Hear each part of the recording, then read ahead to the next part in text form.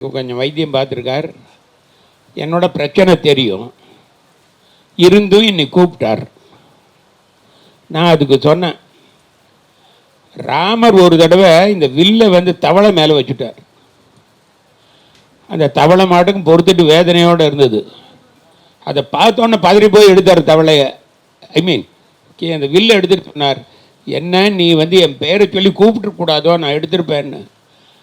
அப்போ அந்த தவளை சொல்லிட்டு, எனக்கு எந்த பிரச்சனை இருந்தாலும் உன் பேரை சொல்லி தான் கூப்பிடுவேன், ஒன்னாலேயே பிரச்சனைன்னா என்ன பண்ணுறதுன்னு. அது மாதிரி எந்த பிரச்சனை இருந்தாலும் நான் இவர்கிட்ட சொல்லுவேன், இவராலேயே பிரச்சனை வந்தால் நான் என்ன சொல்கிறது. வம்படியாக என்னை வச்சு பிரச்சனை. ஆக்சுவலாக இப்போ பேசினவர் ஒரு நல்ல doctor. He so connected about அந்த கேன்சரை பற்றி உள்ள டீட்டெயில்ஸ் எல்லாம் ரொம்ப இன்ட்ரெஸ்டிங்காக சொன்னார். அதான் ரெண்டு விஷயம், சாதாரணமாக சொல்லும்பொழுது அது இன்ட்ரெஸ்டிங்காக சொல்லணும், ஒரு ஸ்டோரி மாதிரி. ஸோ அது சொன்னார். ஆப்வியஸ் அப்படி தான் சொல்லுவார். காரணம் வந்து டாக்டர், இவரோட ஸ்டூடெண்ட் அவர், அப்படி தான் சொல்லுவார். ஸோ நான் ஒன்றும் அப்படி ஏதாவது இருக்கணும், இதை பற்றி டீட்டெயில் தெரிஞ்சவனா. அப்படி இல்லாட்டி ஒரே சப்ஜெக்டை நாம் வந்து 100 இடத்துல பேசலாம். இப்போ வந்து சுக்கி சுப்பிரமணியம் அவர் ஒரு மாதிரி அதை ஒவ்வொரு இடத்துல போய் பேசினா எல்லாருக்கும் புதுசாக இருக்கும், அது ஓகே. அப்படி இல்லாட்டி ஒரே இடத்துலையே வந்து பேசலாம். இப்போ ஒரு வாட்டி ராமரை பற்றி பேச, ஒரு வாட்டி ராவணனை பற்றி, ஒருத்தர் சீதையை பற்றி, பரதனை பற்றி, இல்லாட்டி மகாபாரதத்தை பற்றி. இங்கே சப்ஜெக்டே இதுதான். எனக்கு இந்த சப்ஜெக்டே தெரியாது. இருக்கிற ஆடியன்ஸ் அதே ஆடியன்ஸ், 3/4 பேர். இவங்க கிட்ட பேசுன்னு வம்படி அடித்தா நான் என்னத்தை பேசுறது. ஏதோ ஒரு 4 விஷயத்த நம்ம எதையோ பார்த்து ஏதோ பண்ணி பேசலான்னா அதுவும் முடியாது, ஏன்னா மற்றவங்க நல்லா பேசி விட்டுறாங்க. ஸோ இந்த பிரச்சனைகள்லாம் இருக்குது. ரெண்டாவது, எனக்கும் அவருக்கும் சம்பந்தமே கிடையாதுங்க. சினிமாவில் கேன்சர் வந்தால் ஒருத்தன் சத்தியமாக செத்து போவான் அப்படிங்கிறத நாங்கள் சொல்லி கொடுத்துட்ருக்கோம். அது நியாயமாக உண்மையான கேட்காதீங்க. கேன்சர் வந்தால் செத்து போயிடும். அவனை பார்த்து எல்லாரும் பரிதாபப்படுவாங்க, அவன் ஒரு தியாகி.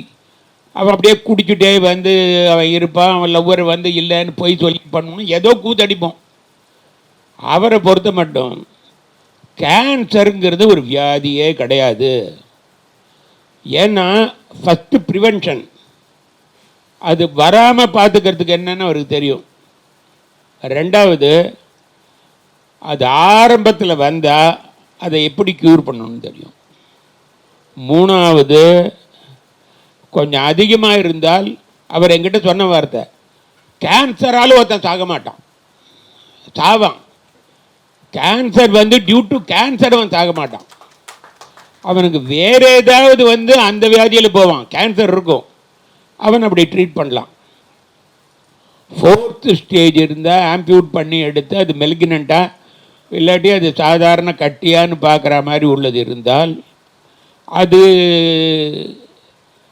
வசதி இல்லாதவங்களுக்கு ஃப்ரீயாக பண்ணித்தர்றார். Note the point. ஸோ இங்கே வருஷம் நம்ம வரது இல்லாமல் நமக்கு தெரிஞ்சு நிச்சயமாக எல்லாருக்கும் ஒரு 10 பெரிய மனுஷனுக்கு தெரியும், நாம் பண்ண வேண்டாம். இங்கே நடக்கிற நல்லதெல்லாம் சொல்லி ஏதாவது பண்ண சொன்னால் அதுக்கு 80G வந்து எக்ஸம்ஷன் இருக்குது. ஸோ பண்ணி கொடுத்தா அவர் வந்து அந்த புண்ணியத்தை நமக்கும் பாதி கொடுப்பார், யாருக்கெல்லாம் சரியாகுதோ அவங்களுக்கு. ஸோ அது அதே மாதிரி ஒரு முக்கியமான விஷயம் அவர் சொல்லி கொடுத்தார். பாடுறதுக்கு வோக்கல் கார்டு முக்கியம் இல்லை, வேறு ஏதோ பிரஸ்ட்டு தான் முக்கியங்கிற மாதிரி ஏதோ சொன்னார் அவர்.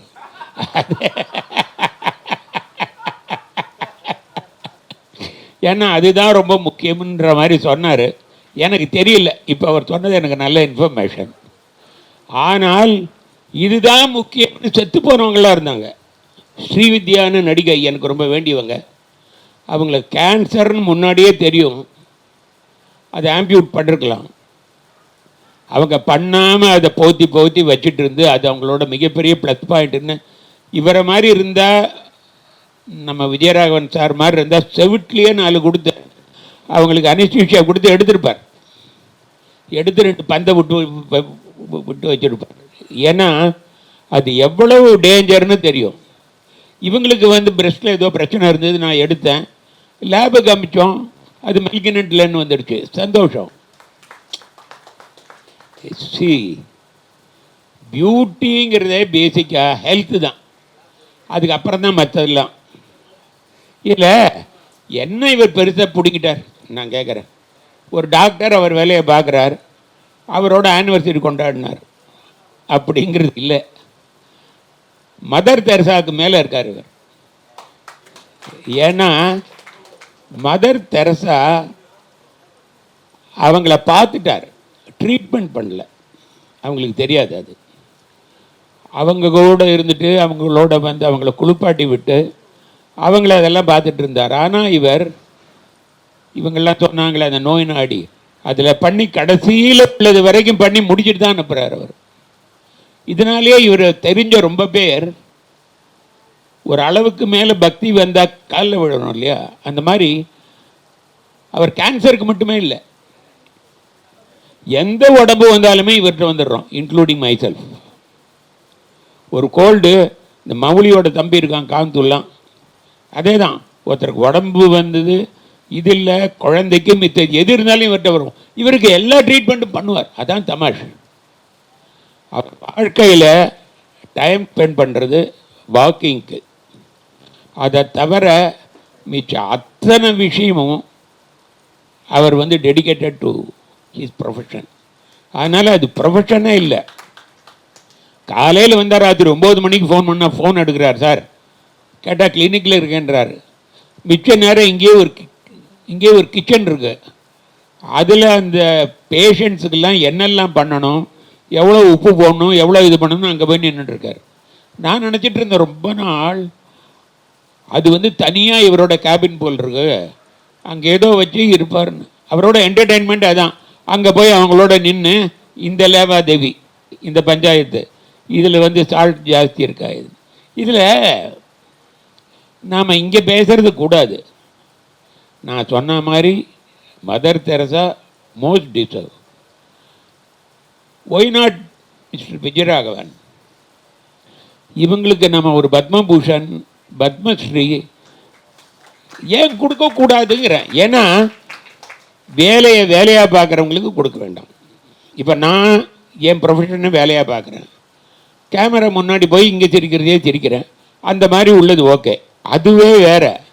ஆனால் அதுலேயே டெடிக்கேட்டடாக பண்ணுறவங்களுக்கு, இல்லாட்டி பாப்புலாரிட்டி உள்ளவங்களுக்கு கொடுக்குறாங்க. அப்போ பாப்புலாரிட்டி கொடுக்குறதா, டிசர்விங் பர்சன் கொடுக்குறதா?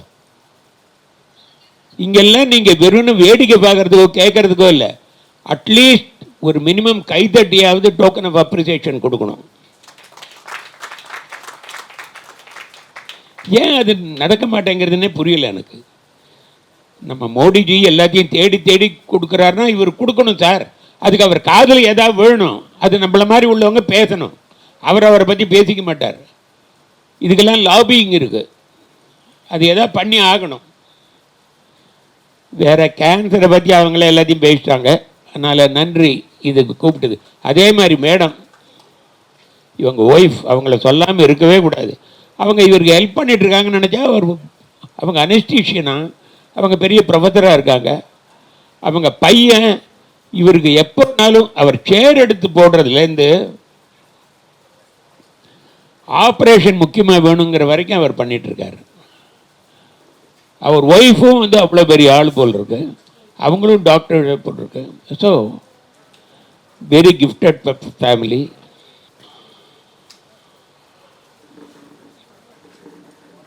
Let God bless them. Thank you.